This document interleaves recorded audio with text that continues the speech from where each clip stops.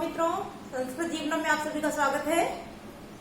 TET super TET की संस्कृत कक्षा के साथ हम लोग उपस्थित हैं। तो जितने भी लोग हमारे साथ लाइव आ चुके हैं, सभी लोग वीडियो की लिंक को अपने दोस्तों के साथ शेयर कर दें, जिससे कि अधिक से अधिक लोग वीडियो के साथ लाइव जुड़े। और सभी लोगों से अनुरोध है कि वीडियो को पूरा देखा करें और आपके जो भी सुझाव हो या जो भी प्रश्न हो, जो भी अर्थात जो भी आप कहना चाहें, पूछना चाहें, उसको कमेंट करके अवश्य बताया करें। साथ ही साथ आप सभी को कक्षा कैसी लगती है यह भी कमेंट करके अवश्य बताया कीजिए। और साथ आपके जानकारी में जितने भी लोग हों जो टेट या सुपर टेट की तैयारी कर रहे हो, जो टेट की तैयारी संस्कृत विषय से और सुपर टेट जैसा कि आप सभी को पता ही है कि चाहे वो साइंस के स्टूडेंट हो, आर्ट के हो, इंग्लिश हो, कोई भी हो, सभी के लिए संस्कृत अनिवार्य है। तो जितने भी लोग सुपर टेट की तैयारी कर रहे हैं सभी को हमारे चैनल के साथ ही साथ हमारी वीडियो के साथ लाइव अवश्य जोड़िए। तो जो भी लोग हमारे साथ लाइव जुड़ चुके हैं, जिनमें दीपक कुमार हैं, विवेक यादव हैं, अजय गौड़, सिव्या राजपूत, शशिधर मिश्रा जी हैं, विपुल हैं, जयराम सिंह हैं, तो सभी लोग कृपया डेली लाइव आया कीजिए। और आप सभी को यदि कक्षा अच्छी लगती है तो वीडियो को लाइक अवश्य किया कीजिए। तो अब तक की कक्षाओं में हम लोगों ने माहेश्वर सूत्र, वर्ण विचार, उच्चारण स्थान इत्यादि का अध्ययन कर लिया था। तो उसी क्रम में आगे बढ़ते हुए, जैसा कि टेट सुपर टेट के पाठ्यक्रम में जो संस्कृत में सम्मिलित है, जैसा कि आप देख रहे होंगे प्रयत्न, तो आज हम लोग प्रयत्नों के विषय में अध्ययन करेंगे। तो मुझे उम्मीद है कि सभी लोगों ने वीडियो की लिंक को अपने दोस्तों के साथ शेयर कर दिया होगा। तो आइए अधिक समय बर्बाद नहीं करते, हम लोग हमारी जो कक्षा है उसकी ओर आगे बढ़ते हैं। तो सबसे पहले प्रयत्न की बात करते हैं कि प्रयत्न होते क्या है।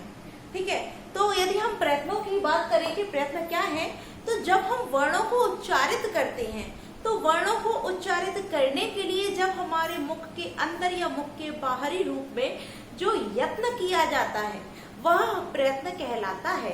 अर्थात वर्णों को उच्चारित करने की जो चेष्टा होती है वह चेष्टा ही प्रयत्न कहलाती है। ठीक है, तो प्रयत्न का अर्थ स्पष्ट हो गया होगा। प्रयत्न क्या होते हैं? तो वर्णों को उच्चारित करने के लिए जब हम जो भी यत्न करते हैं, चाहे मुख के अंदर से यत्न करें, चाहे मुख के बाहर से यत्न करें, तो वही सब हमारे प्रयत्न कहलाते हैं। अब आता है प्रश्न के प्रयत्न कितने प्रकार के होते हैं, क्योंकि प्रयत्न तो हम लोगों ने जान लिए, किंतु प्रयत्न होते कितने प्रकार के हैं। तो इसके विषय में भी एक सूत्र कहा गया है, यत्नो द्विधा आभ्यंतरो बाह्यश्च। अर्थात यत्न द्विधा अर्थात दो प्रकार के होते हैं, आभ्यंतर और बाह्यश्च, यानी कि प्रयत्न के दो भेद होते हैं। आइए अध्ययन करते हैं। तो जैसा कि हम लोगों ने प्रयत्न जान लिया है, प्रयत्न क्या है, तो वर्णों को उच्चारित करने के लिए जो यत्न किया जाता है, जो चेष्टा की जाती है, वही प्रयत्न कहलाते हैं। अब प्रयत्न तो हम लोगों ने जान लिए हैं, तो इसी में आगे देखते हैं प्रयत्न के भेद। ठीक है, प्रयत्न के भेद। तो अभी जैसा कि हम लोगों ने सूत्र के द्वारा जान लिया कि यत्नो द्विधा आभ्यंतरो बाह्यश्च, अर्थात जो यत्न है, यत्न तात्पर्य जो प्रयत्न है, उनके द्विधा दो भेद होते हैं, आभ्यंतर और बाह्य। तो यहाँ स्पष्ट हो गया कि प्रयत्न के दो भेद होते हैं। कितने भेद होते हैं? तो दो भेद होते हैं। कौन कौन से होते हैं यह भी हम लोगों ने जान लिया है। कौन से है? एक होता है हमारा आभ्यंतर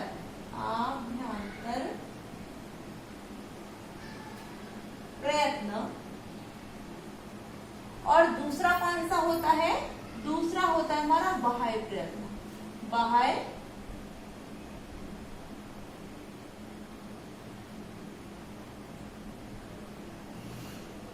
बाह्य प्रयत्न। ठीक है, एक होता है, पहला है आभ्यंतर प्रयत्न और दूसरा होता है हमारा बाह्य प्रयत्न। अब इन दोनों का भी अर्थ जानते हैं। तो आभ्यंतर प्रयत्न किसको कहते हैं और बाह्य प्रयत्न किसको कहते हैं? आभ्यंतर, जैसा कि अर्थ से ही हो रहा, अभी अंतर, अर्थात जो मुख के अंदर से यत्न किए जाते हैं।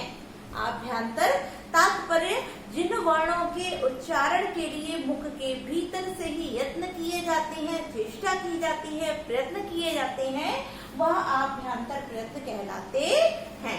और बाह्य प्रयत्न कौन से होते हैं?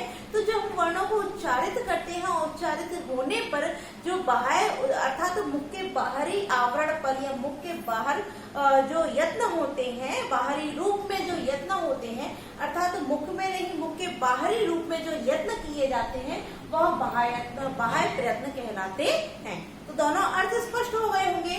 जिन वर्णों को उच्चारित करने में मुख के अंदर से अर्थात मुख के आंतरिक भाग से यत्न किए जाते हैं वह आभ्यंतर प्रयत्न कहलाते हैं, और जिन वर्णों को उच्चारित करने में मुख के बाहरी भाग से जो यत्न या चेष्टा की जाती है वह बाह्य प्रयत्न कहलाते हैं।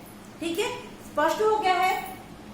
तो अब यहाँ जैसा कि यत्नों के भेद की बात करें या प्रयत्नों के भेद की बात करते हैं, तो प्रयत्न के दो भेद बता दिए गए, एक आभ्यंतर प्रयत्न, दूसरा बाह्य प्रयत्न।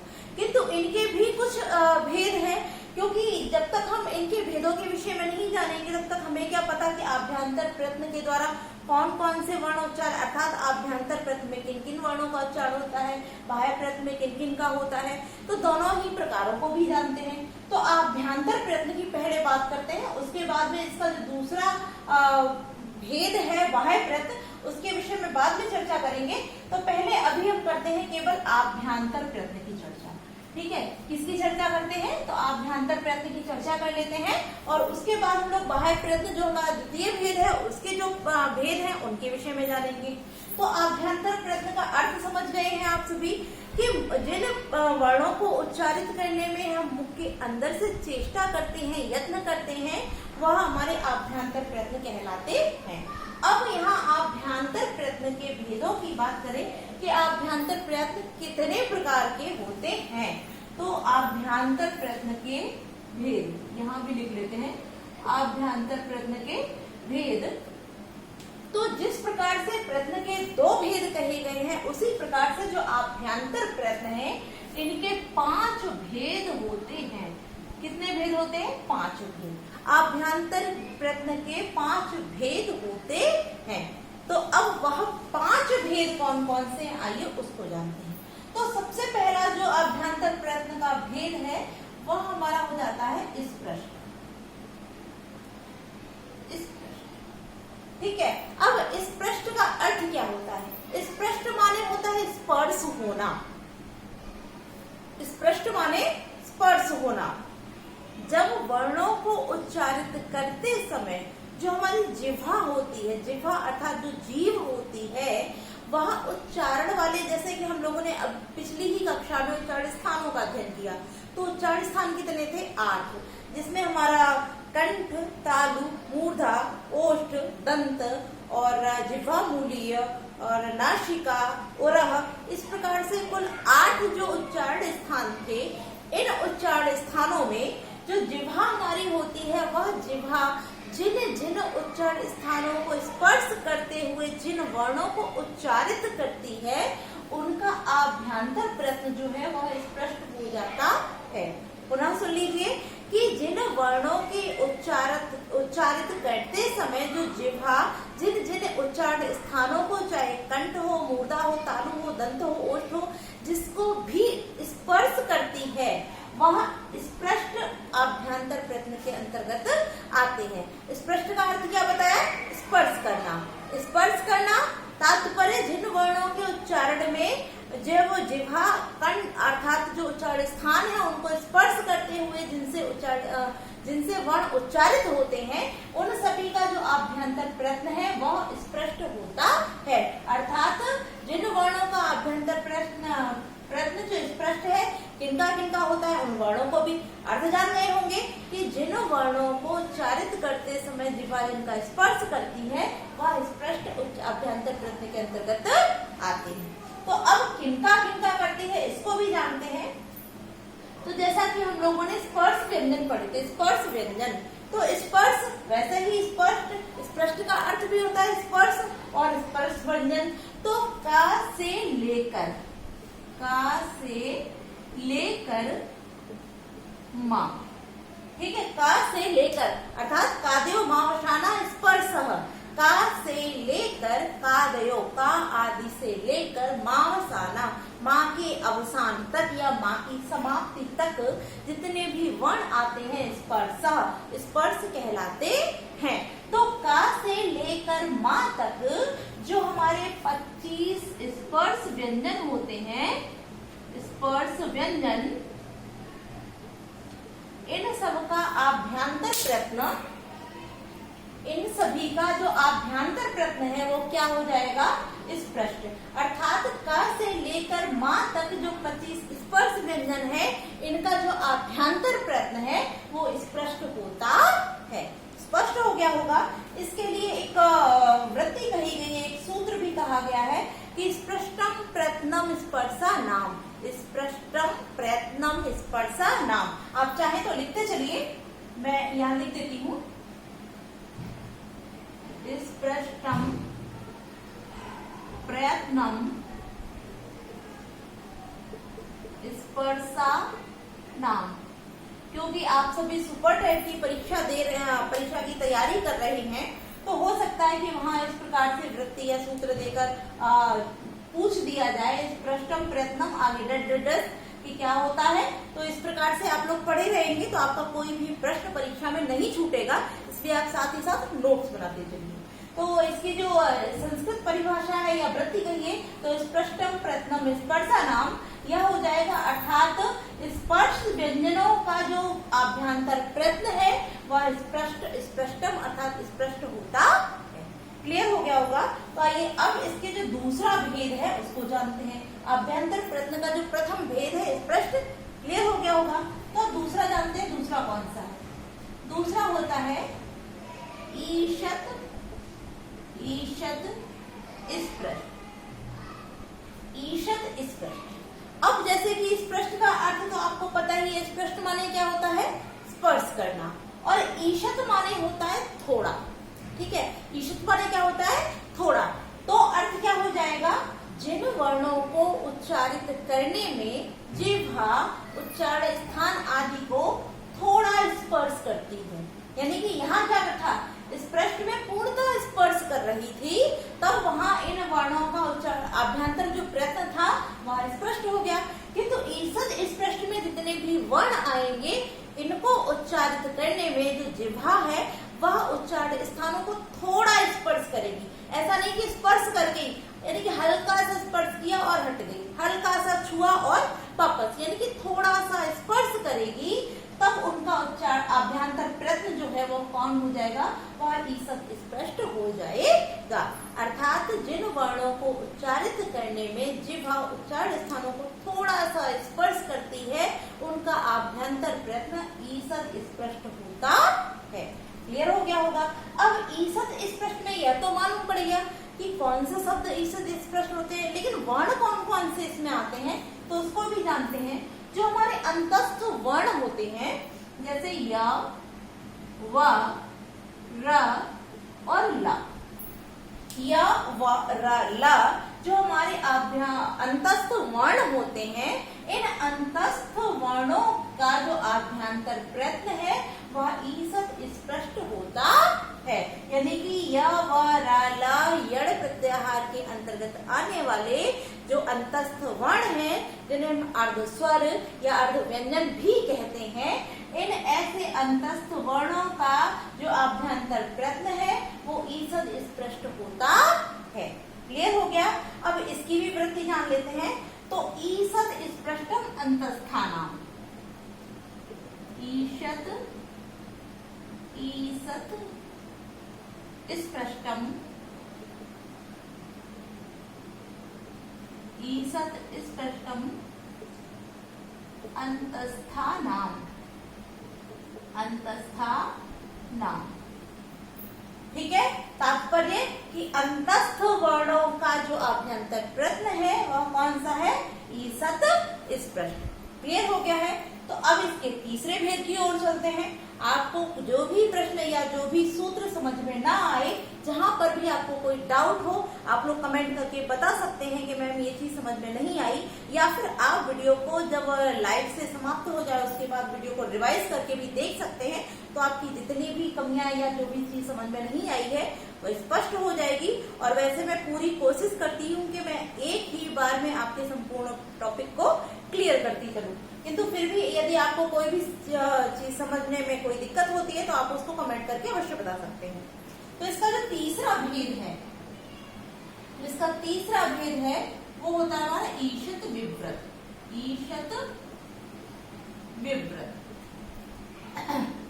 अब इसका भी पहले अर्थ जानते हैं, फिर इसमें वर्णों को जानेंगे। तो ईशत का अर्थ तो अभी आप जान ही गए कि थोड़ा। ईशत माने क्या होता है? थोड़ा। अब विव्रत की बात करें तो विव्रत माने क्या होता है? स्पष्ट माने तो हम लोगों को मालूम पड़ेगा। स्पष्ट माने क्या है? कि स्पर्श करना। किंतु विव्रत माने क्या होता है? तो विव्रत माने होता है खुला हुआ। विव्रत माने खुला हुआ।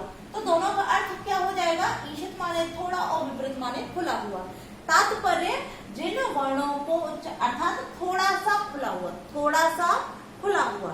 तो जिन वर्णों के उच्चारण के लिए जब हम थोड़ा सा खुला हुआ प्रयत्न करते हैं या थोड़ा सा प्रयत्न करते हैं, तो कैसा कि थोड़ा सा खुला हुआ, यानी कि जब हम मुख को थोड़ा सा खोल करके उच्चारित करते हैं तब उनका जो आभ्यंतर प्रयत्न है, अर्थात जिनको उच्चारित करने में जो हमारे अंदर के जितने भी, जैसे कि हम सभी जानते हैं कि जब हम किसी भी वर्ण को उच्चारित करते हैं तो हमारे अंदर के जितने भी यंत्र होते हैं वह सभी प्रयत्न करते हैं। तो जिन वर्णों को उच्चारित करने में थोड़ा सा खोल करके यत्न किया जाता है पुर्जों के द्वारा, तो उनका जो आभ्यंतर प्रयत्न है वो क्या हो जाता है? वह ईशत विव्रत हो जाता है। पुनः सुन लीजिए कि थोड़ा सा खुला हुआ। ईशत विव्रत का अर्थ हो गया थोड़ा सा खुला हुआ। तात्पर्य कि जिन वर्णों का उच्चारित करने में जो हमारे यंत्र हैं, जो कल्प हमारे जो शरीर के अंग होते हैं, वो थोड़ा सा खुल करके प्रयत्न करते हैं, तो उनका आभ्यंतर प्रयत्न ईशत विव्रत हो जाता है। ठीक है, तो अब इनके वर्णों को भी हम जानते हैं कि इस ईशत विव्रत में कौन कौन से वर्ण आते हैं। तो जो हमारे ऊष्म वर्ण होते हैं श, स और ह, जो हमारे ऊष्म वर्ण होते हैं स, ह, इनका जो आभ्यंतर प्रयत्न है यह ईशत विव्रत होता है। क्या होता है? ईशत विव्रत होता है। और इसके लिए भी एक जो वृत्ति कही गई है वह ईशत विव्रतम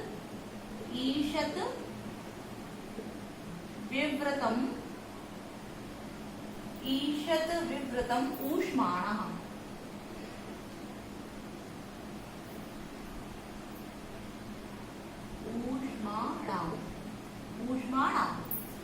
ईशत विव्रत ऊष्माणाम, अर्थात जो ऊष्म वर्ण है हमारे, इनका जो आभ्यंतर प्रयत्न है वो ईशत विव्रत होता है। क्लियर हो गया होगा? तो तीन जो आभ्यंतर प्रयत्न के तीन भेद हैं, वह तीनों भेद स्पष्ट हो गए हैं। तो आइए बढ़ते हैं हमारे चौथे भेद की ओर।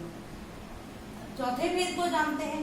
तो चौथा भेद जो हमारा है आभ्यंतर प्रयत्न का, वह होता है विव्रत। ठीक है, और विव्रत का अर्थ आपको ज्ञात ही हो गया। विव्रत का अर्थ क्या होता है? खुला हुआ। तो जिन वर्णों का उच्चारण करने में जो हमारे यंत्र है पूर्णतः खुलकर जब चेष्टा करते हैं या यत्न करते हैं, वह उनका आभ्यंतर प्रयत्न जो होता है वह विव्रत हो जाता है। अब विव्रत का अर्थ जान लिया तो हम वर्णों को भी जानते हैं। तो विव्रत जिन वर्णों का आभ्यंतर प्रयत्न है उस विव्रत में सभी स्वर आ जाते हैं, अर्थात जो हमारे संस्कृत में वर्णित सभी स्वर हैं उन सभी स्वरों का जो आभ्यंतर प्रयत्न है वह विव्रत होता है। लिख देते हैं कि जितने भी स्वर हैं, क्या? सभी स्वर। ठीक है, सभी स्वरों का आभ्यंतर प्रयत्न क्या होता है? विव्रत होता है।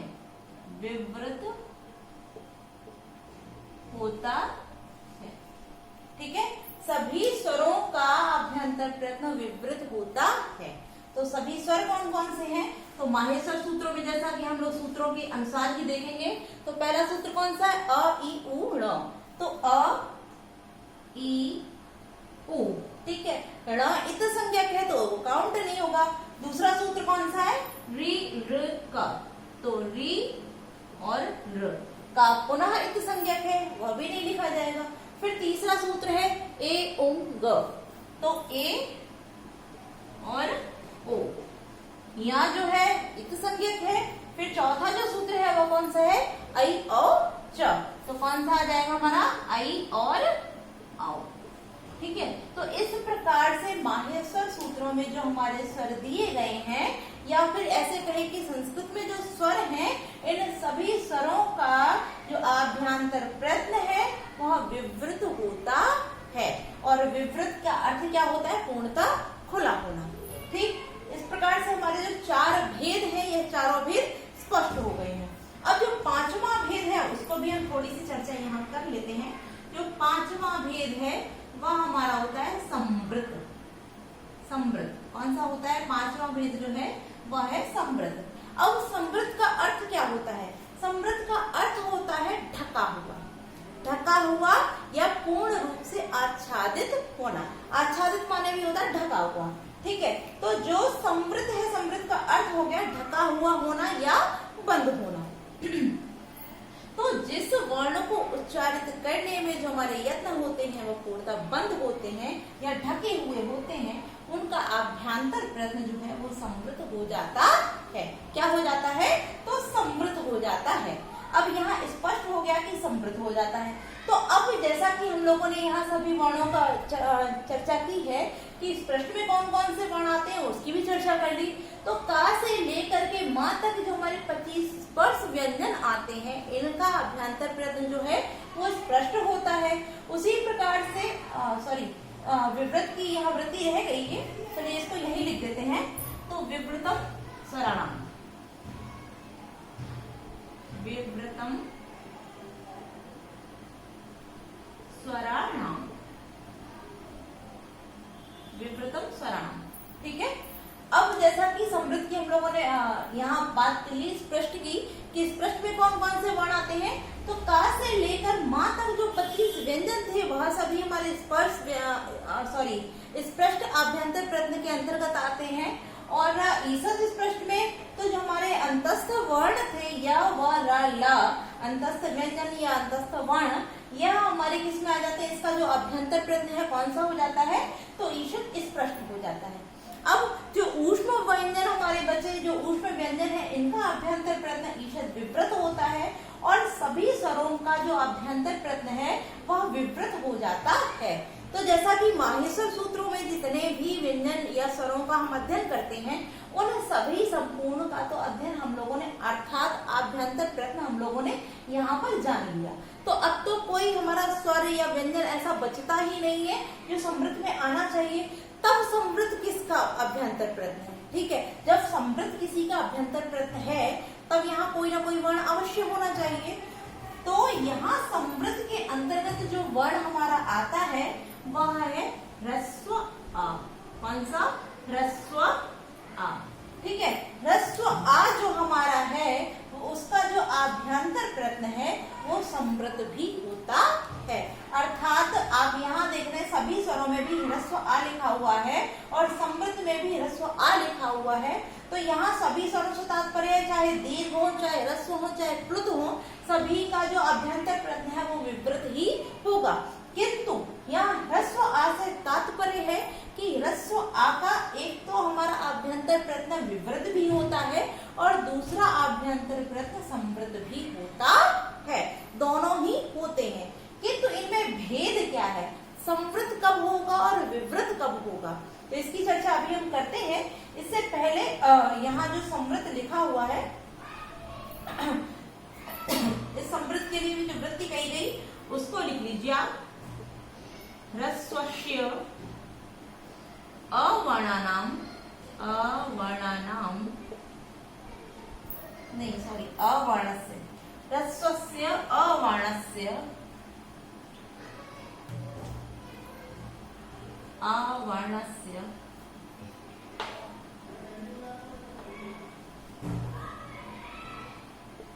अवर्णस्य प्रयोगे संवृतम। तो इसकी जो वृत्ति है कि ह्रस्वस्य अवर्णस्य प्रयोगे संवृतम यह अर्थात ह्रस्व अ वर्ण के प्रयोग की अवस्था में इसका जो अभ्यंतर प्रत्यय है वो समृद्ध होता है। ठीक है, तो आप लोग, मैं एक साइड हो गई हूँ, आप लोग स्क्रीनशॉट ले लीजिए और आप लोग हो सके तो नोट्स बनाते चलिए साथ साथ, जिससे कि आपकी सभी परीक्षाओं, वैसे तो मैं सुपर टेट स्पेशल ही क्लास चला रही हूँ कि सुपर टेट में ये प्रश्न पूछे जाते हैं, किंतु यदि आप टीजीटी की तैयारी करते हैं, पीजीटी की तैयारी करते हैं, एलटी की तैयारी करते हैं, तो जैसा कि आप सभी जानते हैं व्याकरण सेम होता है, तो उसमें भी हो सकता है कि इनमें से कोई प्रश्न आपको देखने को मिले, क्योंकि टीजीटी, पीजीटी, एलटी की यदि आप परीक्षा देते हैं तो ऐसा नहीं कि उसमें सारे कठिन ही कठिन प्रश्न होते हैं, कुछ प्रश्न सरल भी होते हैं और वो जैसा कि हमारा ये टॉपिक भी बहुत इंपॉर्टेंट है, आभ्यंतर प्रश्न या प्रश्न या बाह्य प्रश्न, तो इनमें से आपकी सभी परीक्षाओं में प्रश्न पूछे जा सकते हैं। तो आप लोग अवश्य ही इसके नोट्स बनाते चलिए और सुपर टेट के लिए तो महत्वपूर्ण है ही, चाहे आप टेट की तैयारी कर रहे हो चाहे सुपर टेट के लिए, तो आप लोग नोट्स अवश्य ही बनाते चलिए। अब जैसा कि हम लोगों ने यहाँ चर्चा कर ली कि संवृत जो है ह्रस्व आ का आभ्यंतर प्रत्यय है और विवृत में भी ह्रस्व आ रहा है, तो ह्रस्व आ के दो दो आभ्यंतर प्रत्यय किस प्रकार से हो सकते हैं। तो यहाँ इतना तो आप लोग समझ गए होंगे कि विवृत में सभी स्वर हैं और सभी स्वरों के साथ ह्रस्व आ भी है और संवृत में केवल ह्रस्व आ आता है। ठीक है, तो अब यहाँ भिन्नता क्या है इसके विषय में भी हम चर्चा कर लेते हैं। तो आप लोगों ने स्क्रीनशॉट ले लिया होगा, तो अब इसको हम हटा देते हैं और उसके बाद हम इसकी चर्चा करते हैं।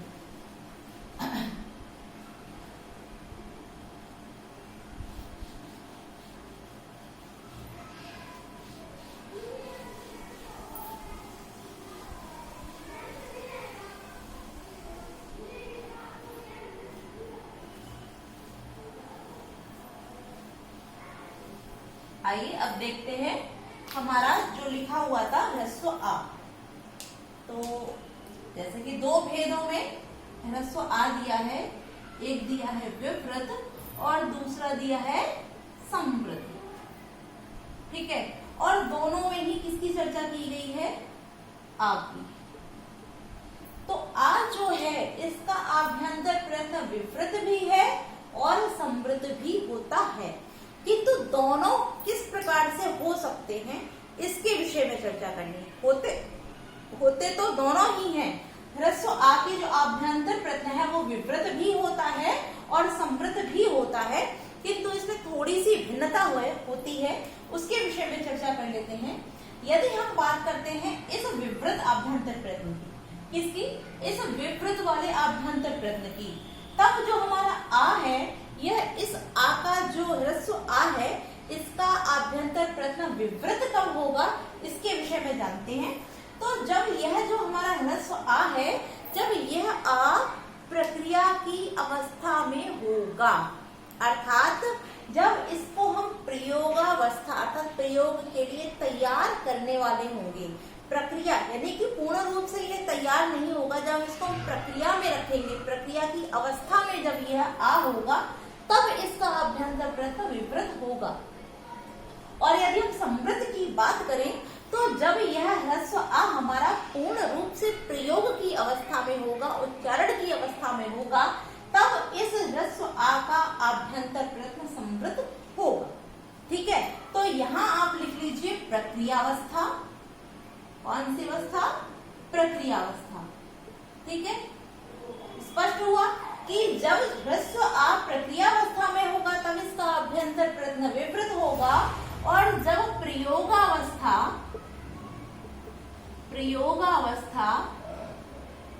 या उच्चारणावस्था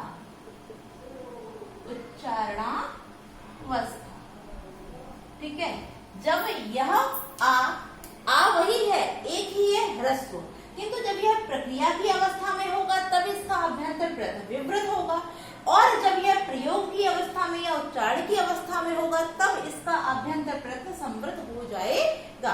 अब दोनों में क्या अंतर है, क्या क्या होते हैं, प्रक्रियावस्था क्या है और प्रयोगावस्था क्या है, इसको भी जान लेते हैं। तो जैसे हम कोई भी शब्द बनाते हैं, जैसे हमने उच्चारित किया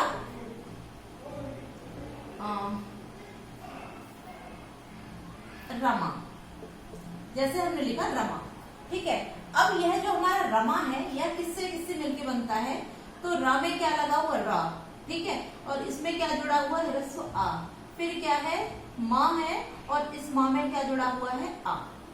ठीक, अब इस रमा को हम हटा देते हैं क्योंकि यहाँ प्रक्रिया अवस्था की बात हो रही है। ठीक है, अब इस रमा में आप देखते हैं कि रा है, रा के बाद आ है, रा है, रा के बाद आ है, इसके बाद माँ है, माँ के बाद पुनः आ है। तो इस रा के बाद जो ये आ है, इस आ, यह किसमें है, अभी प्रक्रिया की अवस्था में है, यह अभी निर्मित नहीं हुआ है, हम इसको निर्मित कर रहे हैं। जब ये रा इसमें इस रा में यह जुड़ करके रा पूरा बन जाएगा, ये इस प्रकार से रा हो जाएगा, और उसके बाद क्योंकि इसका तो अभ्यंतर प्रयत्न विवृत ही रहेगा, चाहे ये प्रक्रिया की अवस्था में हो चाहे उच्चारण की अवस्था में हो, इसका अभ्यंतर प्रयत्न विवृत ही होगा। किंतु इस आ की बात करें तो जब तक यह इस रूप में रहेगा कि र, यानी कि प्रक्रिया, यहाँ पर इस प्रकार से जब यह रहेगा तब इसकी जो अभ्यंतर प्रयत्न होगा यह विवृत होगा, और जब यह पूर्ण रूप से यह र हो जाएगा और इस प्रकार से यहाँ रमा बन जाएगा, जब ये इसको प्रयोग करने के लिए यह तैयार हो जाएगा, तब जो इसका अभ्यंतर प्रयत्न है वो समृद्ध हो जाएगा। अर्थात जब किसी भी शब्द में जो आ है वो जुड़ करके प्रयोग या उच्चारण की अवस्था में होगा तब उसका अभ्यंतर प्रयत्न समृद्ध होगा, किंतु जब तक उस ह्रस्व आ से शब्द निर्मित होने की अवस्था होगी तब तक उसका अभ्यंतर प्रयत्न विवृत होगा। अर्थात प्रक्रिया की अवस्था में होगा तब अभ्यंतर प्रयत्न ह्रस्व आ का विवृत होगा, और जब प्रयोग या उच्चारण की अवस्था में होगा तो समृद्ध होगा। ठीक है, स्पष्ट हो गया होगा। प्रश्न दोबारा सुन लीजिए। प्रश्न इसी प्रकार से पूछा जा सकता है कि जब ह्रस्व आ प्रक्रिया अवस्था में हो तब उसका अभ्यंतर प्रयत्न क्या होगा, तो विवृत हो जाएगा। और प्रश्न दूसरी प्रकार से कि जब ह्रस्व आ प्रयोगावस्था या उच्चारणावस्था में हो तब उसका अभ्यंतर प्रयत्न क्या होगा, तब उसका अभ्यंतर प्रयत्न समृद्ध हो जाएगा। अर्थात प्रक्रियावस्था में अभ्यंतर प्रयत्न विवृत और प्रयोगावस्था में या उच्चारणावस्था में अभ्यंतर प्रयत्न समृद्ध। ठीक है, तो दोनों स्पष्ट हो गए। और आज के लिए हम लोग इतना ही रखते हैं, और बाह्य प्रयत्नों की चर्चा हम कल की कक्षा में करेंगे। आज की कक्षा आप सभी को कैसी लगी कमेंट करके अवश्य बताएं, और आप लोग वीडियो को लाइक अवश्य कीजिए, साथ ही साथ अपने जानकारी के अधिक से अधिक लोगों को वीडियो के साथ लाइव अवश्य जोड़ें। आज के लिए इतना ही मित्रों, नमो नमः।